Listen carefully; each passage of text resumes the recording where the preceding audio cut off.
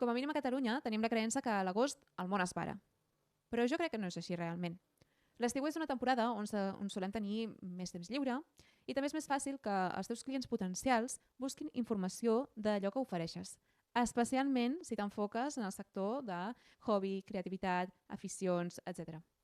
Però si desapareixes fins després de la diada, sense tenir un sistema muntat, el més fàcil és que t'estiguis perdent oportunitats de poder facturar sense haver de dedicar tantes hores.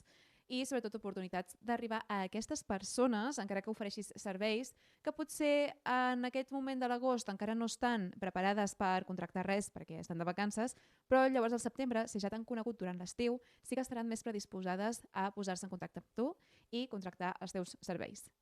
Per això, abans d'anar-te'n de vacances, et recomano que deixis a punt la teva comunicació i la teva estratègia. No malinterpretis. Això no vol dir que t'hagis de passar totes les vacances enganxat a les xarxes socials. És clar que no, és l'últim que recomanaria. Per sort, el màrqueting digital ens permet planificar i programar contingut amb antelació, a més de treballar els nostres actius digitals perquè comuniquin per nosaltres.